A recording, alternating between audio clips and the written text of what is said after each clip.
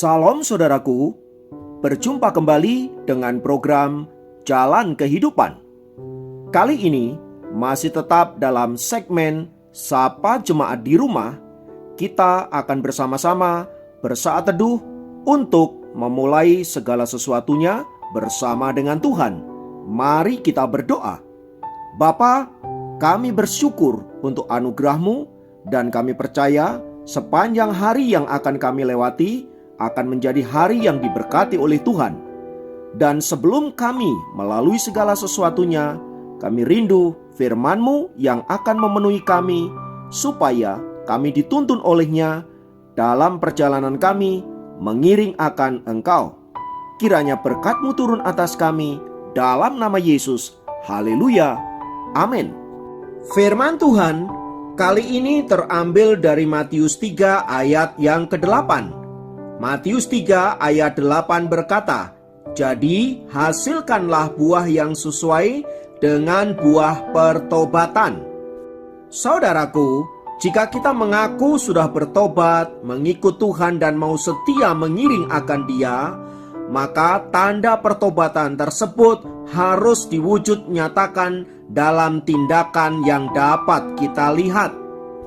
Artinya, buah pertobatan tersebut dapat dinikmati dan dirasakan oleh orang-orang di sekitar kita.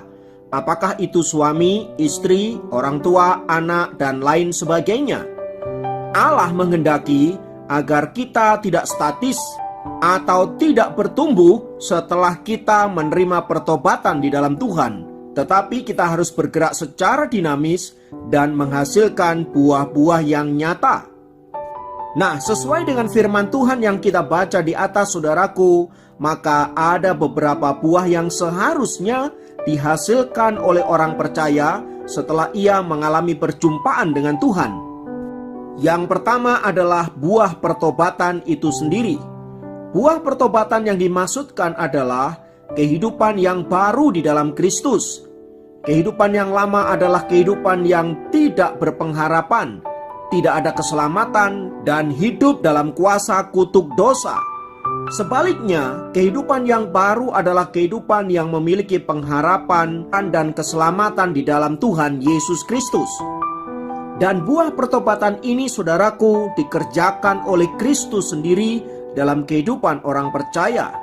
Artinya, setiap orang yang menerima Tuhan Yesus dalam hidupnya, ia sudah dipindahkan dari kehidupan yang lama ke dalam kehidupan yang baru, dari kuasa kutuk dosa ke dalam kelepasan dan kebebasan. Demikian juga dari kehidupan yang gelap gulita ke dalam terang Tuhan yang ajaib. Jadi anak-anak Tuhan harus menyadari akan hal ini, bahwa setelah ia menerima Yesus sebagai Tuhan dan Juru Selamat, statusnya diubahkan dari anak-anak kegelapan, anak-anak iblis, menjadi anak-anak terang dan anak-anak Allah yang maha tinggi, yang berhak menerima warisan kerajaan surga. Yang kedua adalah buah roh. Bahasan akan buah roh ini, saudaraku, dicatat di dalam Galatia 5 ayat 22 sampai 25. Di sana dicatat bahwa buah roh itu adalah kasih, sukacita, damai sejahtera, kesabaran, kemurahan, kebaikan, kesetiaan, kelemah lembutan, penguasaan diri. Nah, buah ini seharusnya nampak nyata dalam kehidupan kita orang-orang percaya yang telah menerima kehidupan yang baru di dalam Tuhan dan dipenuhi dengan kuasa Roh Kudus. Itu artinya kita yang tadinya memiliki karakter atau sifat-sifat yang buruk harus mengalami perubahan yang nyata. Seperti misalnya, yang pemarah menjadi peramah, yang dulunya adalah orang yang pelit sekarang menjadi pemurah, dulunya adalah orang yang sombong sekarang menjadi rendah hati, dan lain sebagainya. Nah, buah roh ini, saudaraku, terjadi hanya apabila ada kerjasama antara kita dan Roh Kudus. Artinya, Roh Kudus memenuhi diri kita dan kita mentaati pimpinan dan bimbingan daripada Roh Kudus itu. Tanpa kerjasama ini, maka perubahan hidup untuk kita memiliki buah roh itu tidak akan pernah terjadi. Sebab buah roh ini hanya akan dikerjakan oleh Roh Kudus bagi orang-orang yang mau mentaati dan tunduk kepada otoritasnya. Itu artinya tanpa ketertundukan dan kemauan dipimpin oleh Roh Kudus, maka kita tidak akan pernah mengalami perubahan hidup yang nyata dalam hidup ini.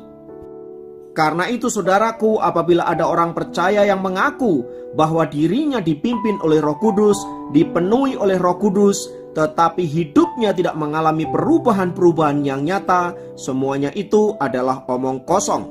Sebab bila kita mengikuti pimpinan Roh Kudus, maka hidup kita pasti akan berubah ke arah yang lebih baik, ke arah yang memuliakan nama Tuhan, sesuai yang dicatat oleh Galatia 5 ayat 22 sampai 25. Yang ketiga adalah buah kekudusan yang terdapat di dalam Roma 6 ayat 22. Kekudusan adalah hal yang penting bagi orang percaya.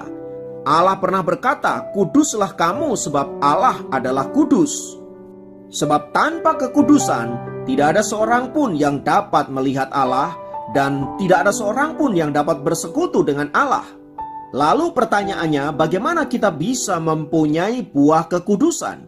Dengan cara menyerahkan anggota-anggota tubuh kita menjadi hamba kebenaran di dalam Tuhan, yang membawa kita kepada pengudusan itu sendiri, seperti yang dicatat di dalam Roma 6 ayat 19. Setelah kita menyerahkan hidup kita kepada pertobatan yang nyata oleh kekudusan Allah, maka Tuhan akan memakai hidup kita secara maksimal. Sebab Alkitab juga mengatakan bahwa barang siapa menjaga dirinya dari hal-hal yang cemar, maka Allah akan memakai dia untuk menjadi alat kemuliaannya.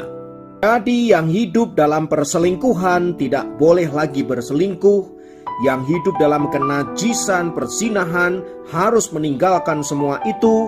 Dan mereka yang mengotori tubuhnya dengan hal-hal yang cemar dan najis harus bertobat. Jangan serahkan tubuhmu lagi untuk hal-hal yang cemar dan dosa, tetapi serahkan tubuhmu untuk kemuliaan Allah. Oleh sebab itu saudaraku, sesuai dengan Matius 3 ayat yang ke-8 di atas tadi, maka baiklah kita menghasilkan buah-buah pertobatan. Ingatlah bahwa pohon yang tidak menghasilkan buah, maka dia pasti akan ditebang. Sebab firman-Nya berkata, "Kapak sudah tersedia pada akar pohon, dan setiap pohon yang tidak menghasilkan buah yang baik pasti ditebang dan dibuang ke dalam api."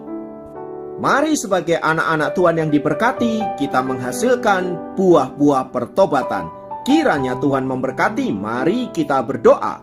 Tuhan, kami naikkan pujian dan syukur untuk firman-Mu yang menegur kami, agar kami menghasilkan buah-buah yang nyata dari pertobatan kami, supaya olehnya kami dapat menyaksikan bahwa Tuhan yang kami sembah adalah Tuhan yang penuh kasih, Tuhan yang luar biasa yang telah memberikan kami keselamatan.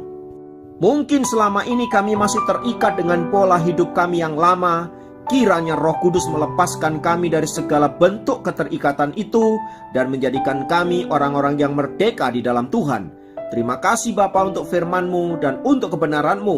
Kiranya Allah Roh Kudus boleh menolong kami untuk mempraktekkan firman ini. Dalam nama Yesus kami berdoa. Haleluya. Tidak ada ketakutan dan kekhawatiran kami di dalam janji dan kasih setia-Mu Tuhan. Untuk selamanya kami berserah di dalam kekuatan.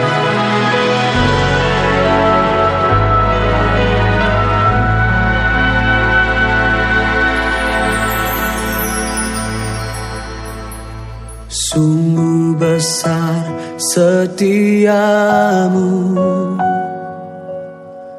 Kau nyatakan bagiku. Kau Bapa yang selalu mengerti isi hatiku.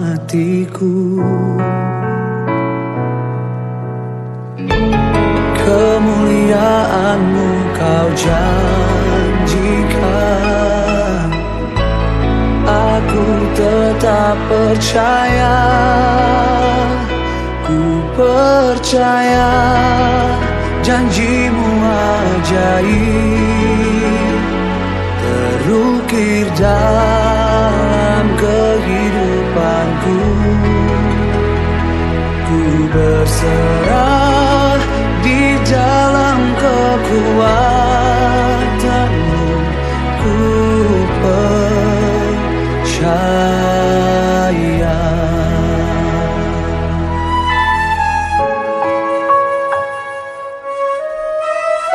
Ini yang kami rasakan di hidup kami.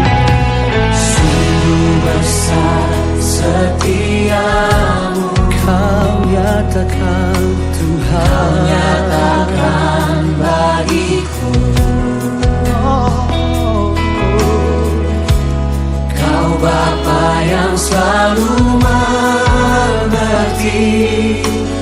isi hatiku. Kemuliaan-Mu Kau janjikan, aku tetap percaya, ku percaya janji-Mu ajaib terukir dalam kehidupanku. Ku berserah di dalam kekuatanmu, hanya Kau segalanya bagiku. Percaya, percaya janji-Mu ajaib terukir dalam kehidupanku. Ku berserah di dalam kekuatanmu, ku percaya. Mari kita bangkit berdiri bersama-sama di hadapan Tuhan Allah kemenangan kita menyatakan. Akan ku takut, tak akan ku gentar. Kaulah imanku, Kaulah Tuhanku. Tak akan ku ragukan kebaikan-Mu di hidupku.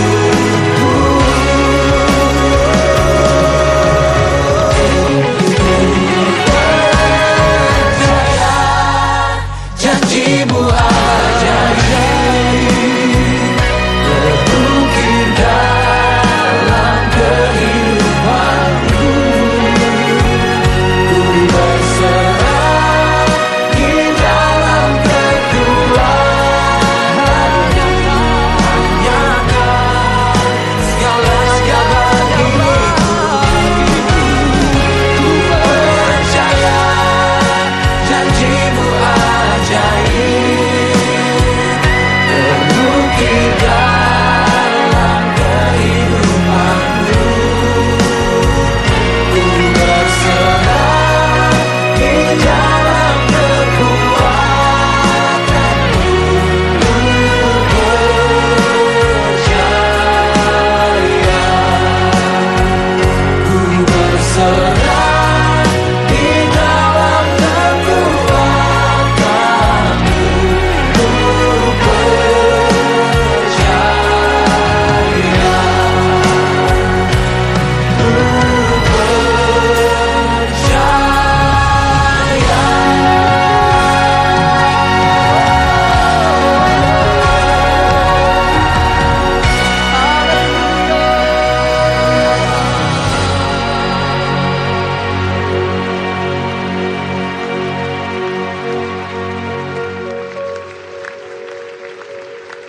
selamanya